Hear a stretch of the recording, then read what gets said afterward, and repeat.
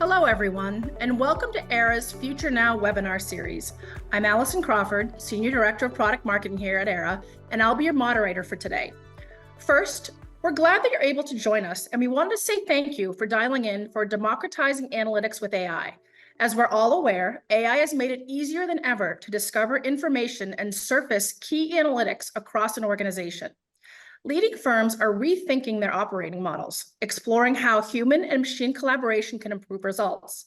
Today, we're excited to have Course 5 Intelligence as a co-presenter on this topic, where we'll dive into the ways that leading companies are enhancing their analytics with AI to both educate and inspire you. Now, before we jump in, there are a few logistics for the session. First, this is meant to be interactive, so please send all of your questions to the chat or Q&A function at any time. We'll address these questions once we finish the presentation. Second, we'll send up the link to the recording within 24 hours of the conclusion of the webinar.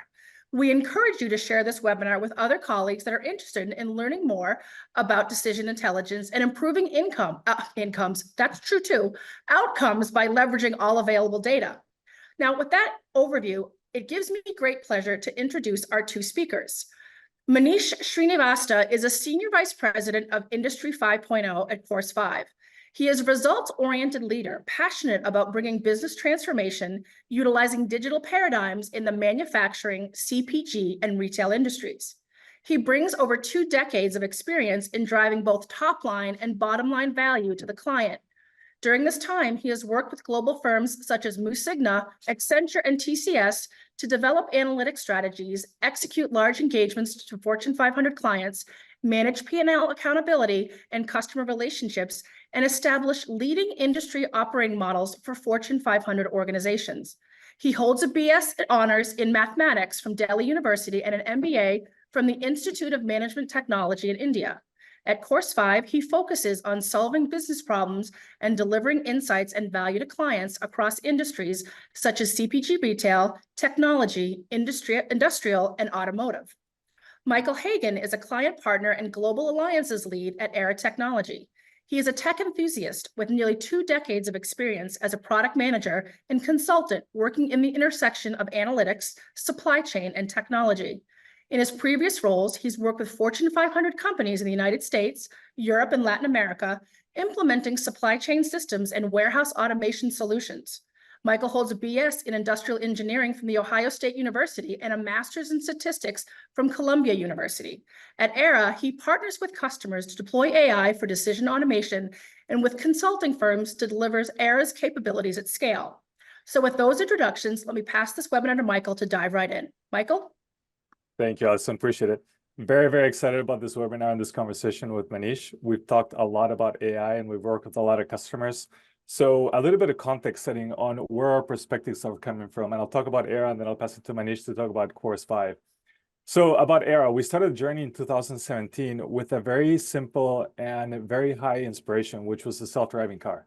And we're looking at supply chain, our founders did, and they were like, supply chains could work just like a car, a self-driving car. Why are we still looking for another control tower, another data lake, another application, when we can leverage the machine and AI and ML to really automate the whole thing? And by the whole thing, I mean decision-making within supply chain. So the vision was very inspiring. And we started working with very, very big enterprises in CPG, life sciences, oil, gas, and chemicals, and high-tech manufacturing across the entire supply chain. So everything from sourcing and procurement to logistics, inventory management, order management, and then spanning outside supply chain, in fact. So we worked in finance, sales and marketing, and media optimization. We grew pretty quickly. We have a global presence, and our mission really is to digitize, augment, and automate decision-making by using decision intelligence. And I'll get a little bit more into that in a few seconds, but I'll pass it to Manish to context set a little bit on what Course 5 does. So up to you, Manish. Thanks, Michael. Welcome, everyone, to the webinar. We will discuss how AI is enabling the democratization of analytics today and what are some of the key levers driving the movement. Let me give a quick overview of who we are. So Course 5 Intelligence is a pure play data analytics and AI player. We drive digital transformation for businesses, enabling ease of insights adoption, and increasing business impact for our customers and scaling organization transformation. We've been in the data and analytics industry for over 20 years with 119 plus global customers, of which 45 plus are the most valuable companies in the world. Our global headcount is 1,400 plus, and we operate across the globe in North America, LATAM, Europe, Middle East, and Asia geographies. Our expertise spans technology, media, telecom, CPG, retail, manufacturing, and life sciences healthcare, with accolades from leading analysts and publications like Gartner, Forrester, Analytics India Magazine, etc., and partnership with leading technology players like Microsoft, Amazon Web Services, Google, etc. Our values are customer focus with co-innovation, fostering collaboration, and driving honesty, trust, and social responsibility across the ecosystem of employees, partners, and customers. So that's a brief about Course 5 Intelligence. Michael, over to you to take the discussion forward. This is quite exciting. Great. All right, let's start talking about AI and analytics and democratizing analytics. So since ChatGPT came out over a year now, everyone is talking about AI. So and there are memes out there and whatnot. But if we distill what AI has done for us in the past year and a half, is really made the discovery of information and surfacing analytics a lot easier. So you can interact with a machine and get information very quickly that is very effective and intelligent. And this has really changed how leading firms are thinking about using AI. So it's not as complex as before, thinking about a machine learning model that's very black box and complex perhaps, but it's all about engagement and changing the operating model and really how do we use the machine in a better way. And so while most companies are still thinking about completing decision support, and by that I mean end-to-end visibility, predictive analytics, all that kind of stuff, the leading firms, what we've seen from a technology perspective is how can we use the machine to start augmenting how the human can work? And by that, we mean many things. It could be anything from our recommendation to better ETAs, to better intelligence, and also finally the execution, which is the third step here in the automation piece. So once you trust the machine with data and the machine has access to all the data very quickly, how can you give more workload to the machine so it can start executing by itself? And this spans beyond GenAI. So GenAI is about the discovery of information, but what we're seeing leading firms thinking about is really going that step beyond that, which is the automation part. Manish, I know you have a lot of thoughts here. So do you want to add? Yeah, so the democratization of insights with AI is about making valuable and actionable information more accessible to various business stakeholders. AI ML models and large language models such as GPT 3.5 and its successors can play a significant role by enabling a more user-friendly and natural language interface to interact with complex data and analytics using some of the following aspects. Number one is data exploration and visualization.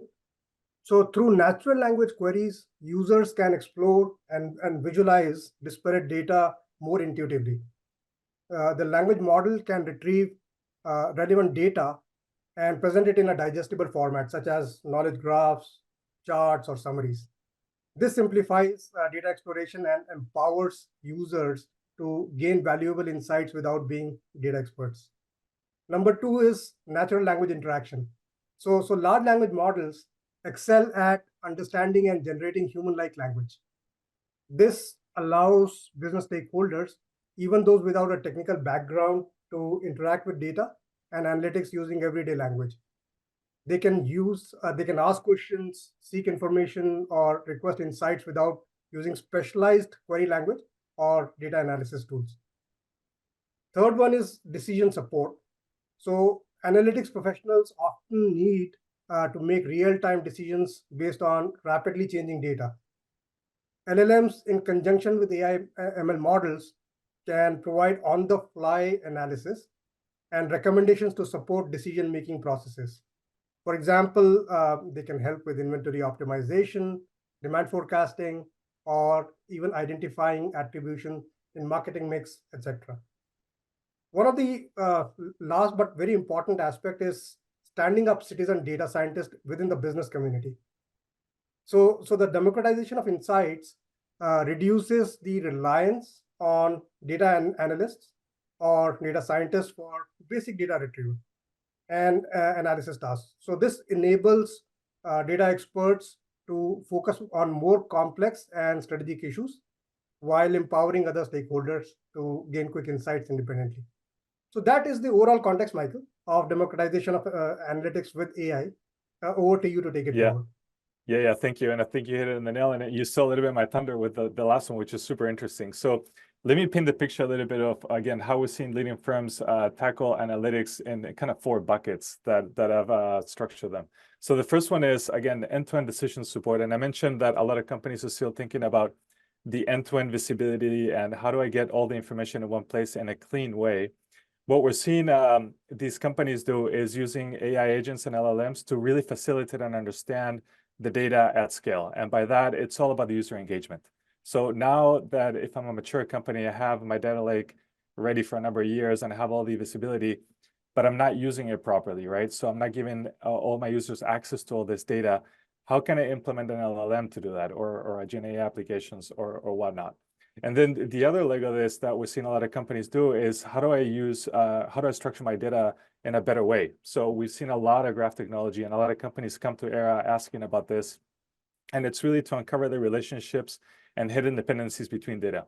And if you think about relational databases that focus more on data entities, they make multi-hop queries a lot harder than graph. And so with graph, you're basically focusing all the attention on the relationships between the data. And I'll give you a supply chain example. You can very quickly say this vendor or this supplier may have a disruption. What are the relationships downstream? So who or what materials is that supplier providing? And then those materials are going into which orders and which customers are going to get impacted downstream.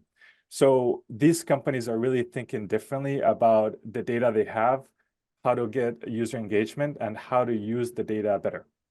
The second one, which is the one I mentioned that you stole my thunder and you hit in the nail, is standing up a citizen data scientist. And this is all about making it easier for the data science guys, right? So it's how do I centralize my data and harmonize it in a single platform? So a lot of companies have spent many, many years trying to clean data, get it in one place via data lakes or other mechanisms. But data quality is virtually a problem for every single company I talk to. And a lot of them actually think that they're not quite ready for AI because their data quality is not up to standards yet. So using platforms like Era really simplifies all that and puts everything on the cloud in a structured way that can be used for decision making. But also it enables data scientists to cut straight to the chase and just experiment with the models, which is what they love to do and what they want to do. They don't want to spend all their time, and there's one survey out there, I remember that said like a data scientist spend 80% of the time just cleaning data. Once you get the step number 1 done, the centralizing and harmonizing data, you can just go into creating model function, which is a lot better for them.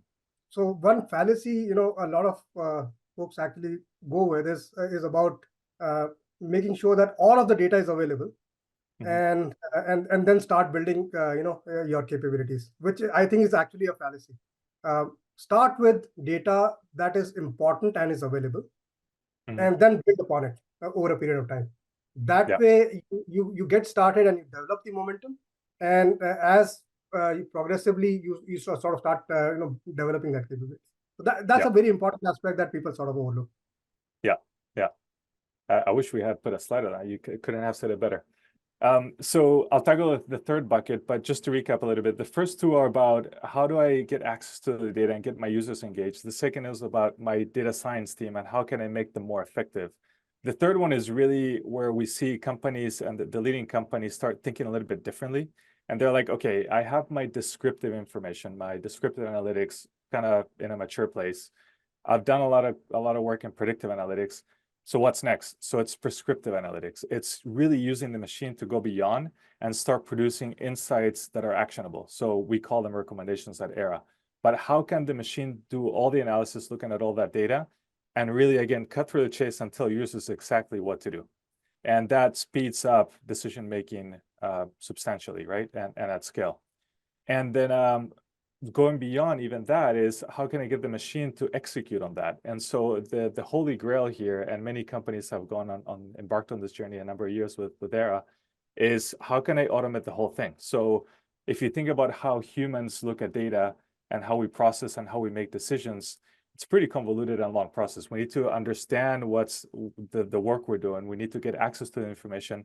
Then we need to process all that, have a conclusion in our mind, and then go and execute that. But the machine can do that much faster, much more accurately, much more granularly. So leading firms are starting to think, now that the technology is there, how can I start implementing that? And so how do I go beyond the analytics that everyone is still working on and get that competitive advantage? And if Manish, if you want to jump at any time. I'll tackle the fascinating. Yeah. So and keep going, and then we'll yeah, I'll tackle the last bucket here that I had. And so deploying domain-specific expertise. And this is, to me, a cornerstone to how firms are approaching AI. And it's a paradigm shift in a way. So most companies are still thinking, hey, I need another planning system, and what's best in class, or inventory management system, or whatever it is. But AI really enables companies to compose solutions that are tailor-made for their business. And so it's not about getting speed with an out-of-the-box product that has 5 different reason codes to do XYZ. And if your business process doesn't fit those five reason codes, you're kind of stuck. It's about using AI to really build a solution that is for you, with your data, with your harmonized data on the cloud, and configuring your own processes, rules, and constraints. So that's what we're seeing firms think differently about and come to Era asking for. And the final piece here is orchestrating across. So AI has no limitations, right? As long as you have the storage for the data, AI can span all functions and can start connecting the dots, because most companies, especially the mature ones, have a million applications, so they're all pretty silent. So anyway, that's a quick recap. I know that was a lot, but I just wanted to capture what we're seeing at Era in terms of how companies are thinking about using AI a little bit differently. But Manish, I know you talked to a lot of leaders in organizations, so I wanted to ask you, what's the reality of AI you're seeing in analytics, and how are the leaders in these firms thinking about it for their organizations? Yeah, reality of AI in analytics, right? So AI in analytics has become much more mainstream in the last couple of years, as we all know. It regularly involves, using machine learning algorithms, natural language processing, and other AI techniques to extract valuable insights from large data sets. The key pivot, though, has been towards decision intelligence, as you were alluding to, by augmenting and automating insights, and thereby driving actions to the concerned stakeholders faster, better, cheaper, and deeper. So some of the applications of the decision intelligence process, and there are many of them, so I'll quickly pick it up from various industries. For example, in CPG retail industry, demand forecasting and sensing in the short term, right? AI ML models can analyze historical data, as we all know, market trends and other relevant factors to generate more accurate demand forecasts. This can help companies grow revenue, optimize inventory levels, reduce excess stocks, and improve overall margins. In semiconductor or high-tech industry, new product development, getting to the market faster with very specific, new product introductions. So AI/ML can assist in sort of designing and prototyping new products, and it is actually doing so already by generating various design possibilities based on specific criteria. Another industry is healthcare diagnostics. So applying machine learning algorithms to sort of analyze medical data such as imaging and patient records for disease diagnosis and treatment recommendations. One area which has seen a lot of pivoting and progress is the supply chain optimization. So from 2 decades ago to ERP, from ERP to now to APS, advanced planning and scheduling, to now decision intelligence. GenAI can optimize various aspects of the supply chain, such as selecting the most efficient transportation routes, determining the best distribution centers, and sort of identifying potential bottlenecks. And then also through the pandemic, we have seen a lot of disruption. So risk management and resilience has become important. Generative AI is actually simulating different scenarios and allowing simulation of different scenarios and assessing potential risks in the supply chain, enabling businesses to develop robust risk management strategies and improve resilience. In manufacturing, you see quality control and anomaly detection using AI for things like visual inspection. Companies can detect product defects and inconsistencies, etc. And then, of course, finally, customer experience. So generative AI is improving customer service by generating human-like responses. So you have chatbots, etc., to customer queries and sort of providing quick and helpful solutions. So these are applications of AI, GenAI, that is democratizing insights, and the decision intelligence movement is at the core of this revolution, Michael. Yeah, I love how you paint a picture with multiple examples across industries. So, and you sparked a question in me, but I'll save that for the Q&A section at the very end. Shall we talk about challenges a little bit and key considerations, Manish? Absolutely. All right, maybe I'll take the first pass, and then I would love to get your take on this. So here are the 5 things that I've seen most customers ask, or not maybe ask. Some of these are questions, and some of them I notice that they're gaps, I guess is the point. So I'll take it one by one. The first one, vision and roadmap.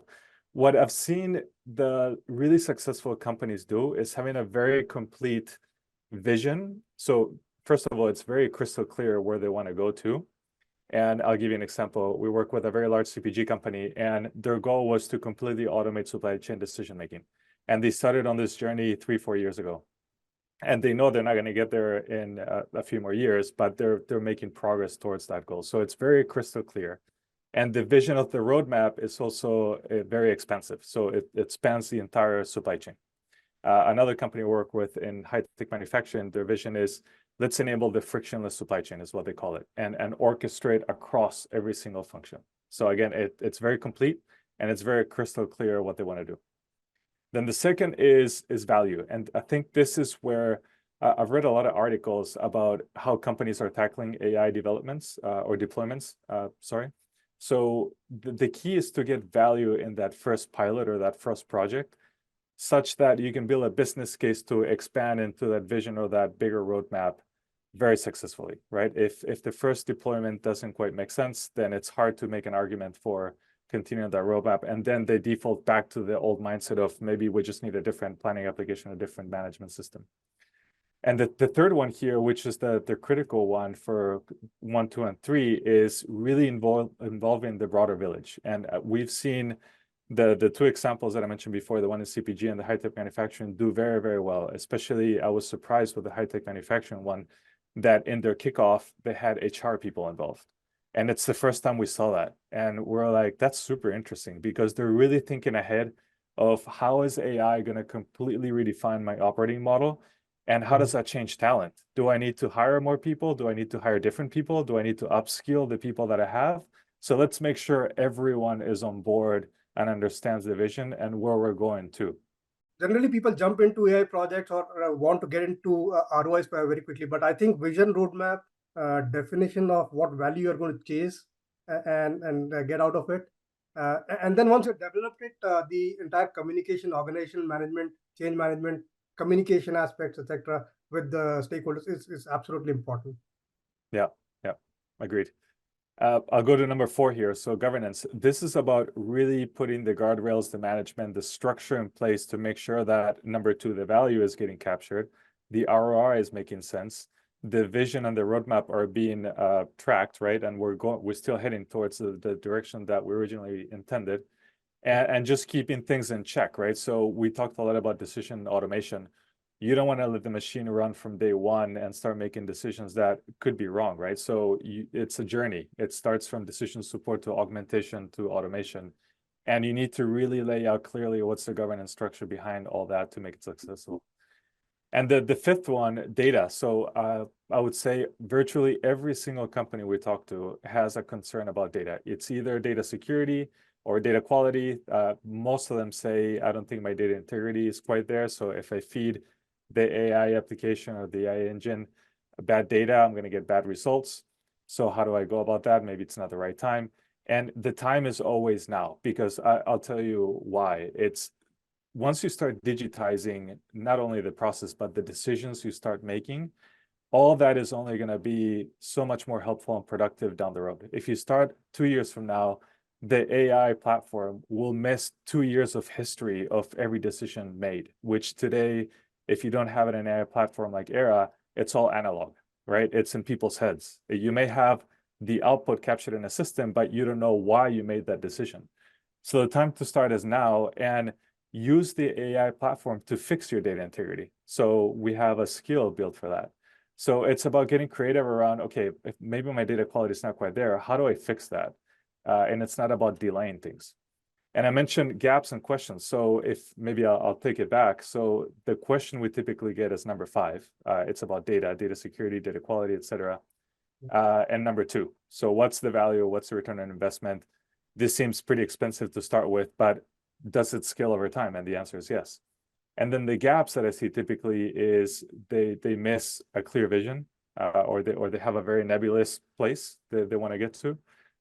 They miss the change management that happens often, and the governance and structures in place. So, Manish, I know you have a lot of thoughts about how to address the accuracy. We talk a little bit about that, and also the adoption of insights with AI, Gen AI. So can you maybe chime in here a little bit with those? Absolutely. So organizations can improve the accuracy of their insights by selecting a suitable model and conducting proper training with relevant data. Accurate insights lead to better decision making, as we all know, improved operational efficiency and reduced risk, and enhance sort of overall performance across the value chain. So there are 3 elements to it that I would like to highlight.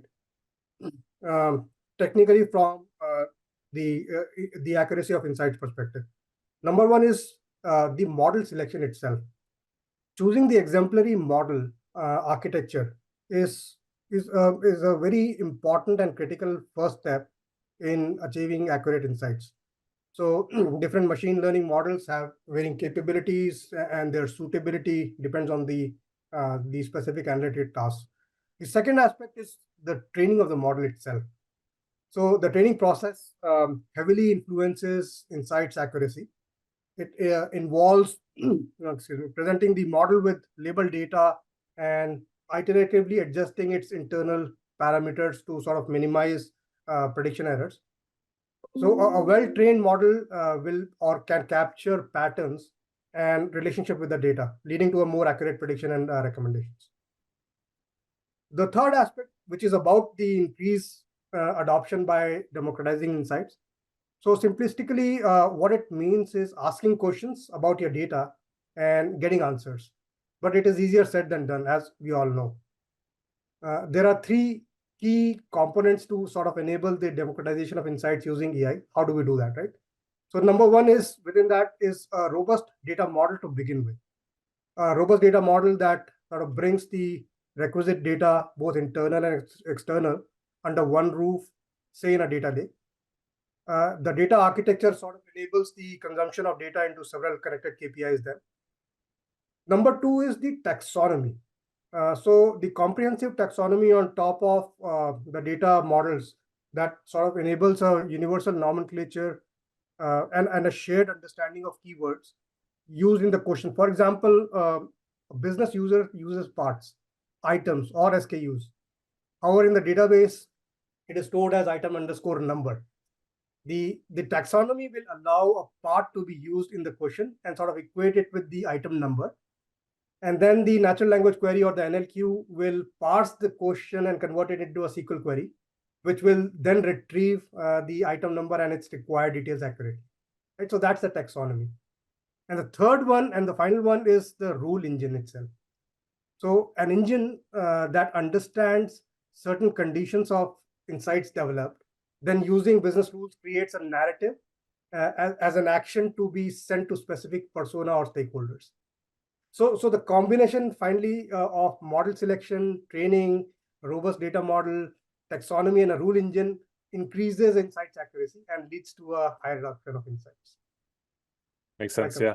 And I wanted to add a little bit to that, Manish. So in the previous slide, I talked a little bit about domain expertise. So what is the importance of domain expertise in your perspective and interpretability while using AI or Gen AI in analytics?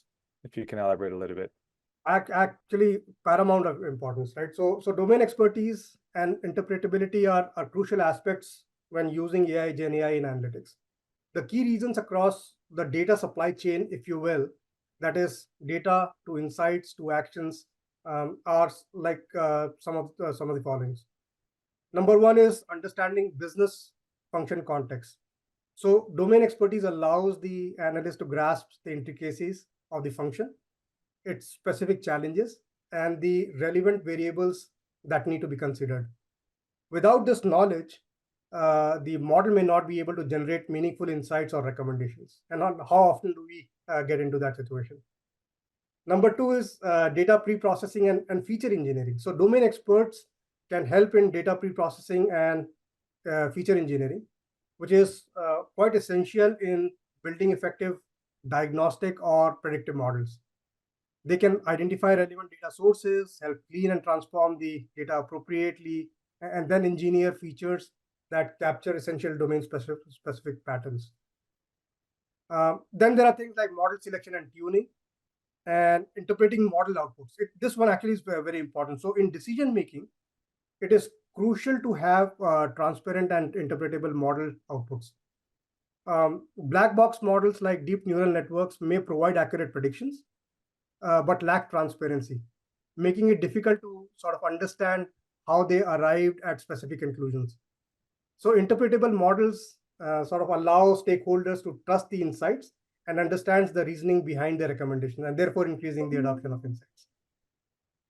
There are multiple other points like model validation and confidence, adoption and collaboration. So in many organizations, analytics insights involve multiple stakeholders, including domain experts, analysts, and decision makers. Interpretable models facilitate collaboration and communication between these stakeholders seamlessly. So domain experts can explain the model's output to non-technical decision makers, making implementing the model's recommendation easier.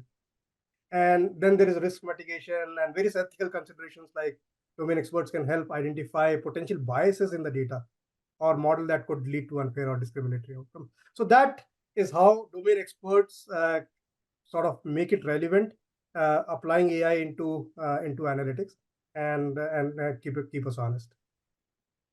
Makes sense. So maybe we'll start recapping, and you sparked another question in me, so maybe I'll have two questions for you, Manish, at the end. But maybe I'll make a call to people to put all your questions on chat, and please pepper us with questions, anything from technology to change management and anything in between. So I'll recap the things we talked about. So leading firms, from our perspective, are really thinking differently about the 4 buckets that we talked about. So end-to-end decision support and how to make the most out of it, how to really enable or make more effective data scientists by making them citizen data scientists and really facilitating their work around data, enabling prescriptive analytics. And we talked about going beyond the descriptive and predictive and how to think about now using data and AI in a different way that goes beyond that. And finally, deploying domain-specific expertise. And that's the paradigm shift that I mentioned, that is composing a solution that is tailor-made for you. Then we talked about the challenges and considerations to be made and how to be successful. So we talked about having a clear vision. We talked about focusing on value and ROI, the org and change management, which is always in people's heads, but not really a priority, it seems like, having a good structure for governance in place, and focusing on data. So everything from data security to data quality. And then synthesizing a lot of the keys to success that Manish talked about is understanding the business context, the domain expertise, interpretability that he just mentioned, the data pre-processing and feature engineering, the model selection and tuning, interpreting model outputs, model validation and confidence, risk mitigation, ethical considerations, and decision intelligence, which was the kind of theme throughout. So how do I use the machine and AI ML to augment my users to make them more effective, and finally start automating decision making to really accelerate the pace of the business? Manish, I don't know if you want to add something. No, so receiving intelligence, right? Like Ira says it. From what we have seen in the past, where human is in the loop, to human on the loop, and then at some point in time in the future, human out of the loop, or maybe just being there in terms of reviewing the aspect. Mhm. So that, in a nutshell, is decision intelligence. Yeah. All right. I'll pass it to you, Allison. for Sorry, Q&A. guys, I was just pulling this up. So we have a couple questions that have come through. The first one we have is, you talked about several use cases, but I wonder what's your recommendation on a place to get started? Is there low-hanging fruit? And if so, how do I identify those areas? So either one of you want to take that? Sure. Manish, So yeah. I'll get started, then Michael, you can add to it. Mhm.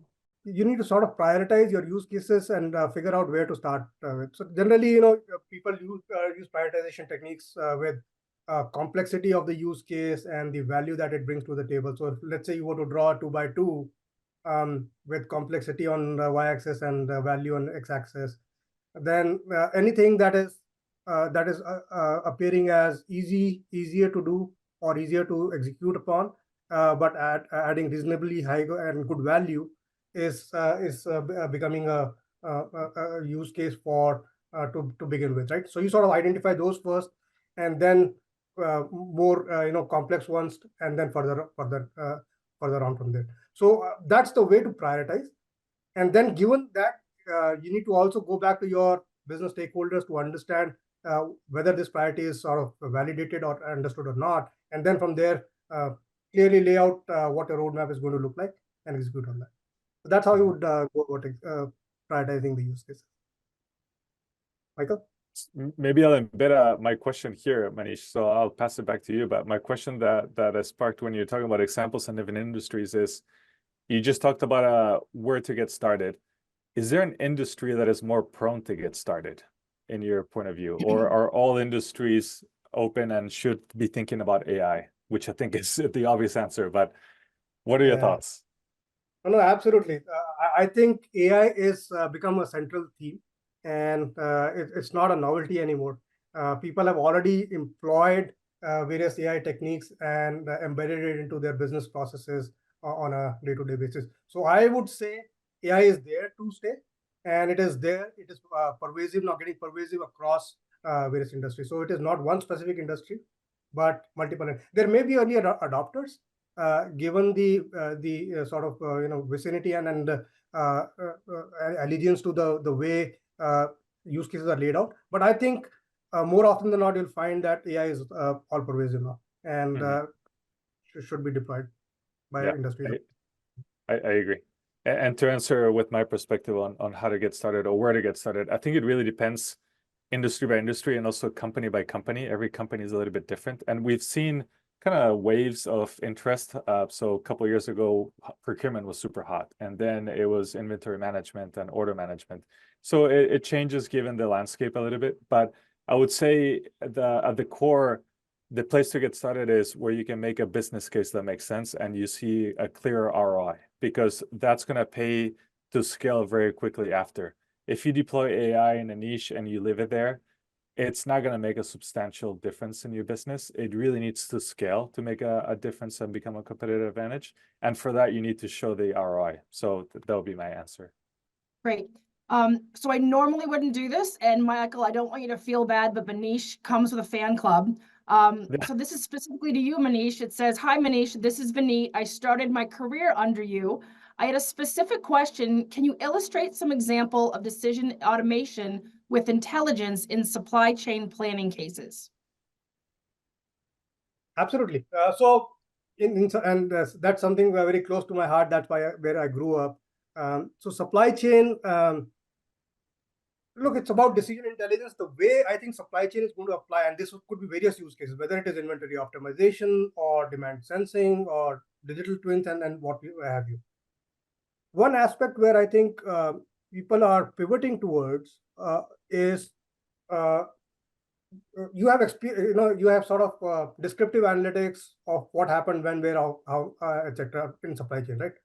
Where I think it is pivoting towards is causality of why things are going wrong, if they are going wrong, So can we create those models in a way where they are sort of automatically understanding and identifying what are the root causes of things that are causing things to go bad or wrong? And then, therefore, what should I be doing, right? And what should my people in the supply chain space be doing? So specific actions using a rule engine that I talked about earlier, data model, taxonomy, and rule engine, creating actions and then sending those actions out automatically on a day-to-day basis for people to act upon. And then finally, an ability to measure whether those actions have been actually implemented and how effective have they been, coming back and measuring them, right? So creating that mechanism by which you can identify root causes, create actions, and then act upon it, and then go measure how those actions are actually being implemented. Is where I think it is going to go. Mhm. Hopefully that answers your question. Michael, anything you want to add? Yeah, maybe you can add an example from our side. So, and this is something we demo all the time. So imagine everybody has a plan, right? So you have a demand forecast and you're trying to move supply around to meet that demand forecast. And the typical example of where AI comes in the picture is something has changed. And so a lot of systems, a lot of companies are not set up to look at data in a live way. And so AI, first of all, can get access to all the data sources in real time. And it figures out that something is changing in the context. So maybe demand is spiking, or maybe there's a disruption in a supplier that's maybe canceling a PO, right? And so let's say demand is changing and it's spiking quite a bit. And so the AI will do all the analysis, maybe scan all the inventory positions across the board immediately, and say, to capture this spike in demand, which is a revenue opportunity, we really need to move supply to this region very quickly. And so it cuts through all that, and it's looking at data live, it's cutting through all that analysis.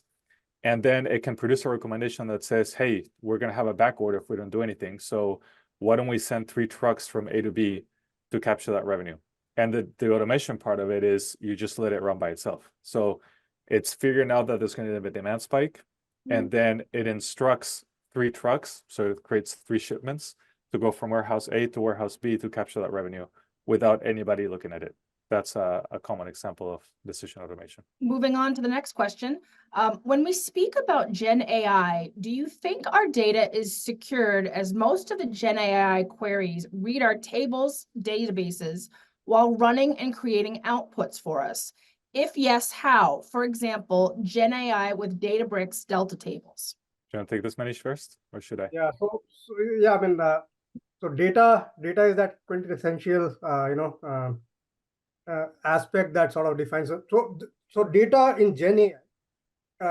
Now, GenAI is more about the overall technique of looking at large language models, going fetching the data, and then sort of creating some sort of narrative using that data to be able to say, hey, this is what is happening, or this is what could happen, right? And then sending that in an actionable word form for people to act upon. So that's something that we are seeing a lot of usage of this use case of GenAI across various data, that is whether it is structured, unstructured, etc. Now, one of the examples of that is chatbots, right? So people in technology OEM industry are buying laptops and they want to know configurations and etc. So once you have sort of identified this configuration, somebody has to give them a quote. Now, LLM will allow fetching that data and then creating a narrative as to this is what your quote is, and then send it back to them for them to look at it. So those are some of the kind of use cases using with different kind of data that GenAI is sort of coming up with and looking at. Michael, would you like to add anything to that? Yeah, and again, it's maybe from an era technology perspective. So we have very many ways and optionalities to really make the data secure, and we give the customers the ability to choose what they want or not in scope. And so we use data crawlers to get access to all the data. You can tell the crawler not to get access to a certain portion of your data, or filter out information for certain circumstances. So it's about really creating that governance and structure process that maintains some guardrails. And so it's always up to the customer to choose what the AI engine is going to tap into or not. So it should be pretty transparent and seamless, in my opinion. But with that, I would also add that a lot of people think Gen AI and LLMs are the answer to everything. And I do agree that they're the answer to data discovery, but there's so much more than data discovery, right? So when we think about deploying Gen AI models and we go down this rabbit holes, keep that in mind. So it's much more. It's about the analytics. It's about the execution of the decisions that LLMs don't do, right? So it's much bigger than that. All right. We have another question, and I've heard this many times in my role as well. I have seen statistics that many organizations have piloted AI successfully or not, but most struggle to scale the solution. What is your recommendation on the best path to do so? Yeah, I mean that's a conundrum we all face, right? And being a new kid on the block, there's a lot of uncertainty and unknowns to address that. I would say to be able to be successful at scaling, the age-old tradition of starting small, right? Making sure that you define your scope in a way which is representative but is small, and if you have to fail fast, right? With the experimentation. So that's the first, starting small, fail fast, and then start scaling in terms of ability to take it to other aspects of the scope, right? So whether it's a different geography, different market, different product, start adding them, but sort of define a roadmap of how you're going to start small, then scale fast, and then execute upon that scaling over a period of time. In this, things like DevOps, MLOps, change management, value determination, value assessment, realization, etc. All of that sort of has to be embedded. Michael? Yeah, I think I would add that executives need to really buy into it for the longer roadmap and vision. So I think what a lot of people are still thinking at the executive level is, okay, AI sounds interesting. Let's pilot it here and see if we get something out of it. And then it ends there, right? And maybe it's successful or not, but there's no path to scaling, and that's the key. So the key is always, I'm going to start here, but the vision is very clear that I'm going to get all the way up to here. And so maybe this will be extremely successful, and that's great. Maybe it'll fail, and then maybe you need to try another place to get started. But the vision is always bigger than just that. So that will be my advice. To chime in, I think the one piece that you talk about a lot is there's that actual change management piece in terms of enrolling the employees to understand how this is going to impact them and making sure that they are part of the process. It's not just handed down, but they understand the benefit and how this will improve their way of working. I think that's another piece that sometimes gets left out of these discussions, is that at the end of the day, even though it's a technology solution, it's still humans interacting with the solution, and they need to understand their piece in the puzzle. Sure. Yeah. All right, so I think with that, we do not have any other questions in queue. And as a Boston native, I tend not to speak very slowly, so I'm going to slow down for a second to see if there's any last-minute questions. All right, so with that, there are no other questions. So thank you, everyone, for joining us. And Michael and Manish, thank you so much for your insight. This was a fantastic webinar. I took a lot away from it. I'm sure our audience did as well. For those of you that would like to connect with Manish and Michael, we have their contact information here. I encourage you to connect with them on LinkedIn as well. We understand that decision intelligence is a new technology that many people still have questions on, and that's why we do these webinars, is to educate everyone on the power and opportunity and art of the possible with solutions like this that are helping automate your business. So thank you everyone for attending. We'll follow up with you shortly with additional information, and we look forward to seeing you all on the next webinar. So thanks everyone, and have a great day.